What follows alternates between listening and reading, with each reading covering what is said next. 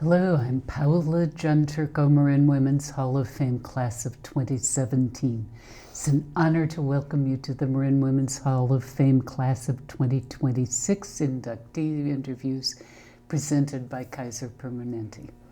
In this series, we have the privilege of sitting down with this year's inductees to hear firsthand about their lives, their careers, and their remarkable journeys that have led them to this well-deserved recognition.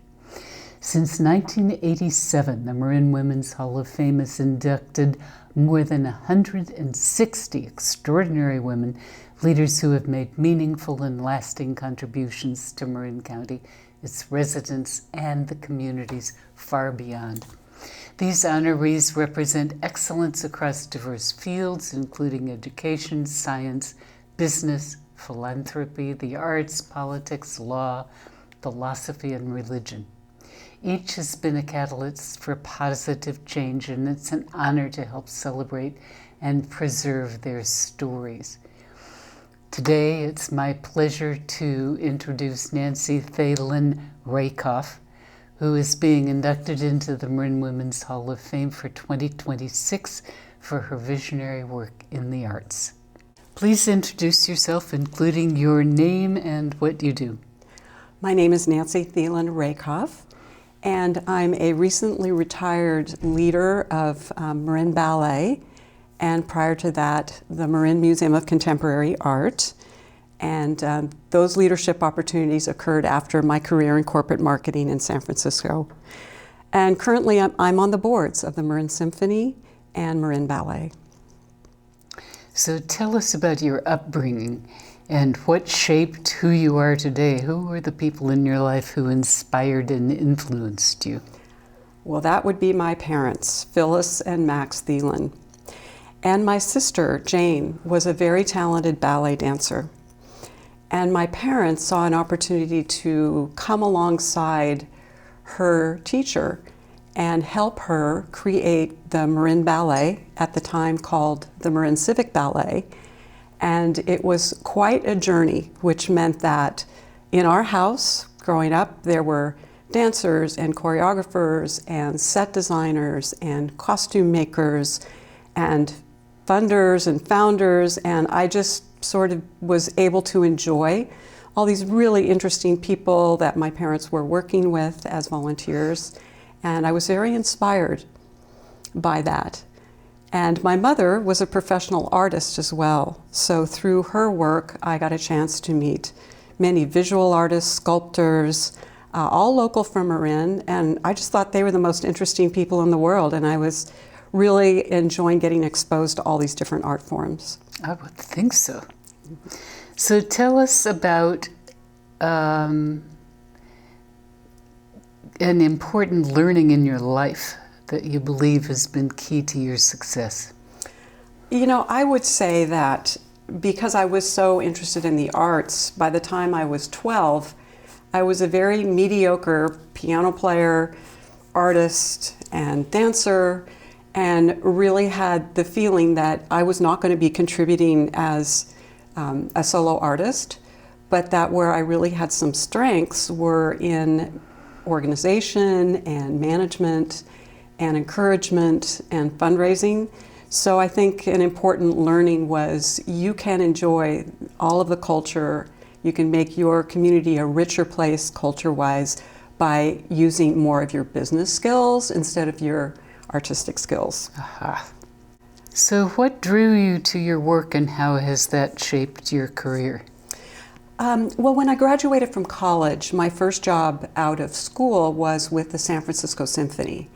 And I was the marketing assistant to my boss, Margot Hackett, who was the marketing director.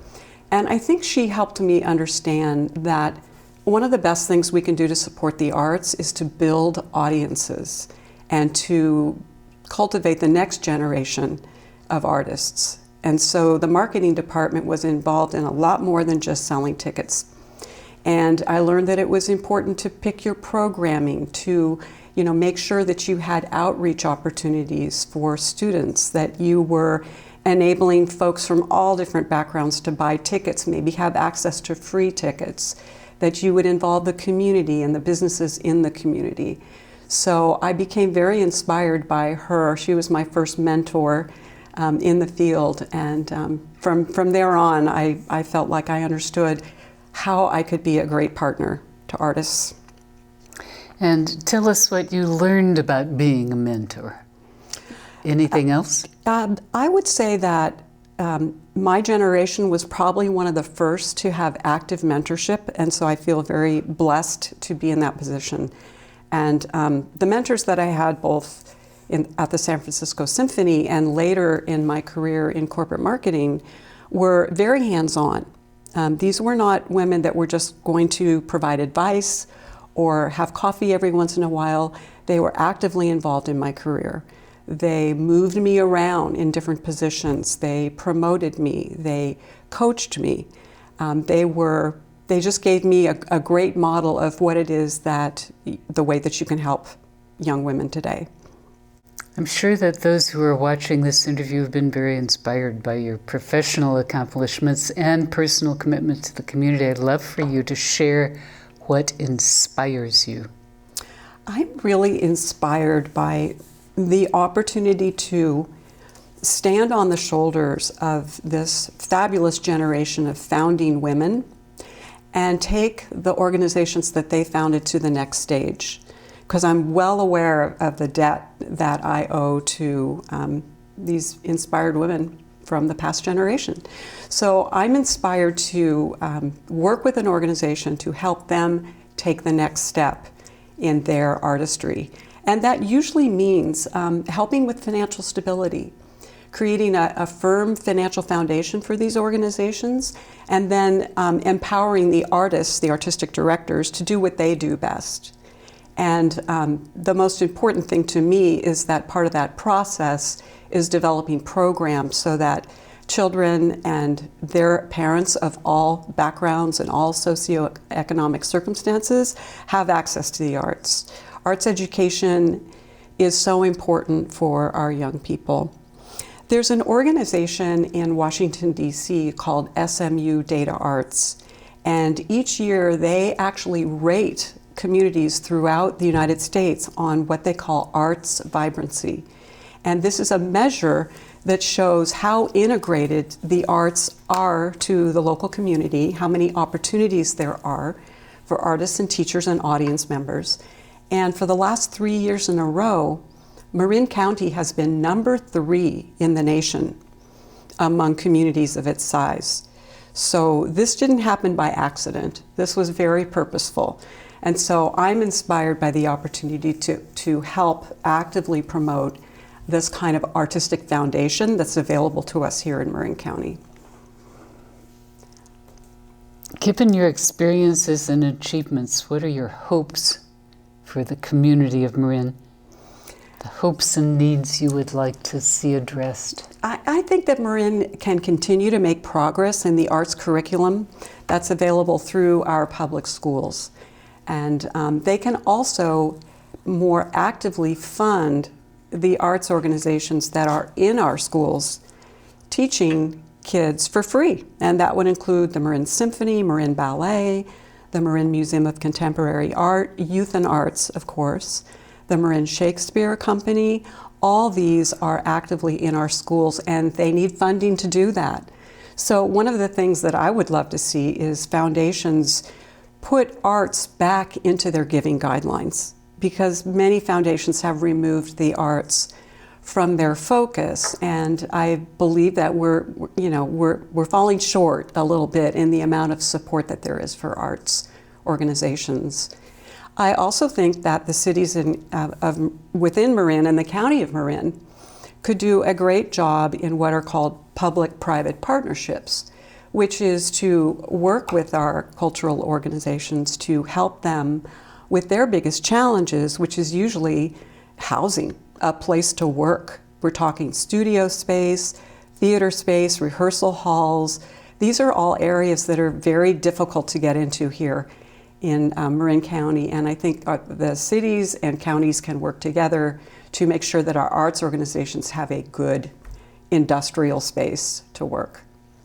Your story is so rich and full of accomplishments. If you had to choose one area of focus that your legacy has impacted most, what would that be? I would hope that would be educational programs for our young audiences. I was very inspired when I was the president of the board of directors at Youth and Arts by its executive director, Pamela Levine. And she was passionate about opportunities for students in the arts. And sometimes that was classroom instruction, sometimes it was bringing them to an actual theater and exposing them to live theater for the first time. Sometimes it was working with children who were differently abled and making sure that they also had the opportunity to learn about the arts. And so in every organization that I've worked in, I have introduced a program that made it possible for us to be in the public schools. And so that is, I think, critical to bringing up the next generation of artists. It also helps students in general, because the more engaged they are with the arts, the better their attendance is at school, the better their academic performance, the more they're involved in leadership and other kinds of opportunities. So I feel there's this virtual cycle that occurs when students are educated in the arts. Make those connections more explicit. I think what happens is that, students are learning in all different ways. And sitting in your seat and looking at a blackboard might not be the best way that a young person is learning.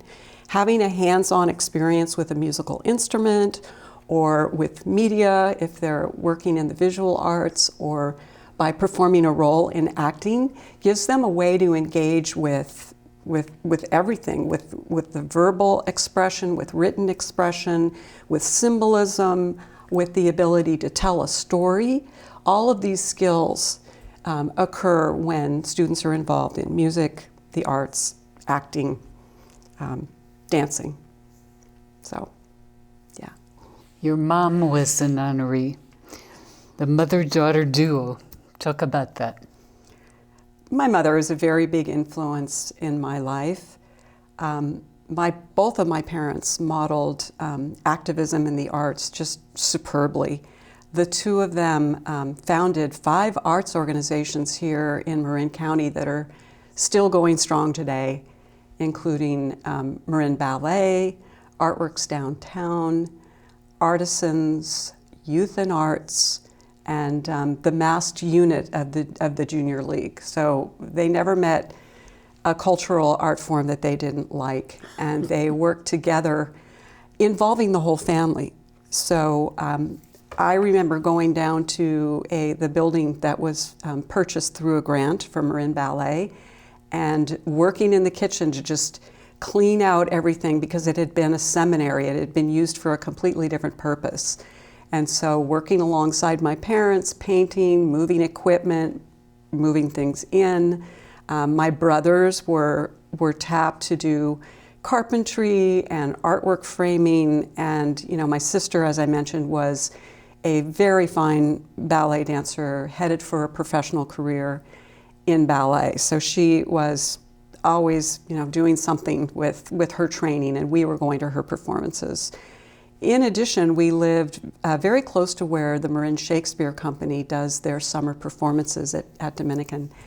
And because we were nearby, we used to give the cast party at the end of the season.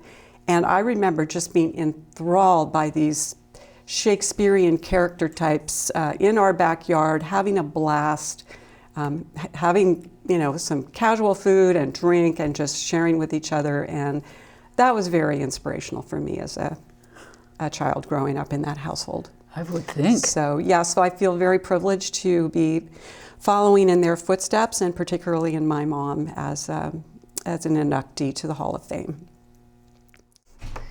Thank you, Nancy Thelen Rehkopf, for sharing stories from your remarkable life and work with us.